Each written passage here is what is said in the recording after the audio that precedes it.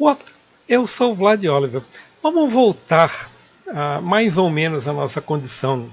No vídeo anterior, vejam o seguinte, nós aqui estamos seguindo 3 tutorials diferentes para tentar dar uma explicação razoável sobre cycles, ok?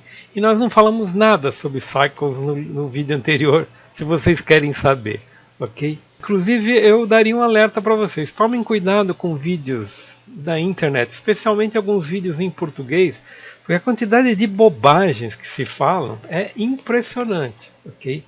E não serve muito para explicar a natureza do que a gente está querendo mostrar aqui. Vejam, eu estava com uma dificuldade, eu não conseguia abrir uma coisa que eu estava... aqui eu não estou conseguindo abrir porque eu não estou com render. Isso é uma coisa que me assusta um pouco, ou seja, o rendering está aqui, ok? Está num outro canvas aqui, ok? Então eu não estou necessariamente com um render ativo para mostrar essa imagem renderada. Eu estou mostrando com o shading mais bem acabado, que melhor mostra as alterações que foram feitas no objeto. Agora, se eu venho aqui, veja, eu tenho menos e mais aqui. Se eu venho aqui, eu já criei um monte de materiais aqui, ok? Se eu dou um mais aqui, esse mais é para o Word, né? Vou dar um new aqui, tem um Material 6 aqui. O que está acontecendo aqui, que me parece, é muito semelhante ao que acontece no Octane Render, quando você não tem setado nada lá no HDRI, no background. Ou seja, ele não mostra nada, ele mostra praticamente tudo em cinza. Okay? Aqui você pode vir e determinar os vários. Vejam, tem o gloss, tem o glass. Só que como eu não disse nada a respeito do meu environment, eu não estou conseguindo ver nada aqui, ok? Muito provavelmente isso é o que está acontecendo, ok? Não sei, vou dar essa explicação no tempo correto. Aqui no Blender a coisa muda de figura. Eu não conseguia mostrar, estava tentando mostrar aqueles mesmos materiais, porque eu não estou no Cycles. O Cycles é um render. Ele é um render agregado. Agora sim eu consigo entrar aqui, veja, tanto Use Nodes quanto Materials aqui. Se eu venho aqui, Diffuse, agora sim eu tenho aqueles vários materiais. Aí eu posso dar um Gloss, vejam que está bem visível. Emission. Tá? E isso aqui me lembra muito, mas muito mesmo, Mix Shader, ok? Refractions. Me lembra muito mesmo a característica de materials do Octane Render, ok? Então eu acho que nós temos aqui, ou o Pro Render, que é o render associado do Octane, ok? Isso vocês têm que entender. Nos nossos tutorials de Cinema 4D, a gente mostrou o Cinema 4D e nem mostramos o Pro Render. Nós fomos direto no Octane Render, que é um render associado, é um render de uma outra empresa, da Otoy, e a gente adicionou ao nosso sistema, ok? Fizemos a assinatura do render e adicionamos ao sistema para podermos trabalhar especificamente com ele. Muito provavelmente, graças ao Cycles, que é um render também desenvolvido, um render fisicamente correto, ok? Um render que tenha características, graças a esse Cycle a gente não vai precisar de nenhum outro render, não vai precisar do Octane Render para Blender, eu nem sei se existe isso. Mas basicamente não é necessário, porque vocês estão vendo que ele tem condições muito semelhantes a tudo que a gente tem em termos de texturização das mais modernas. Okay? Então eu vou devagar, porque no Fundamentals o que a gente precisa saber é que essas ferramentas existem. Okay? É nos projetos que nós vamos nos aprofundar aqui. Nós vamos ver inclusive um environment interessante que algumas pessoas utilizam para trabalhar com cinema. O Blender ele é muito focado em cinema de animação, ok? Muito mais do que produção de vinhetas, etc, etc. Então as pessoas trabalham nele pensando em personagem, ou seja, um modelo frontal e um cenário lá atrás, ok? Que é uma espécie de background. Ele tem uma segunda importância. Ele trabalha com layers, ok?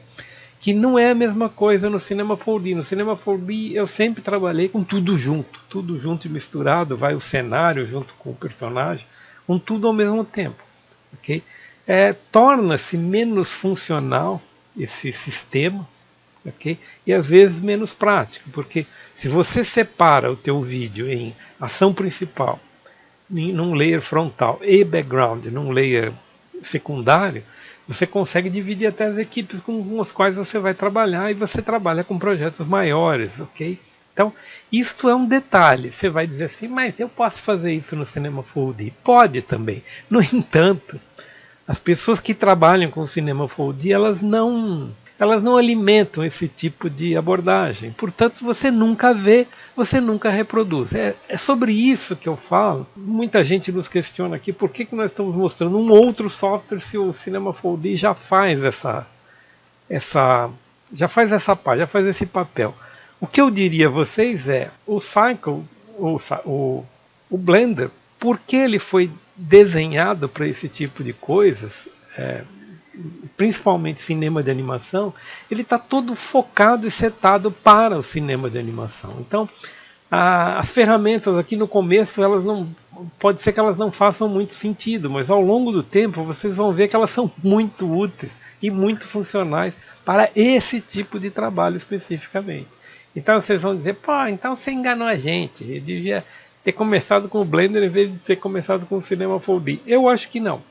Eu acho que ambos são softwares de uma geração muito mais moderna, ok? Eles são muito mais modernos do que o Maya e o Max, por exemplo, ok? Que tem todas essas ferramentas, mas elas não têm com a mesma cuidado, a mesma modernidade, a mesma setagem que os softwares novos têm.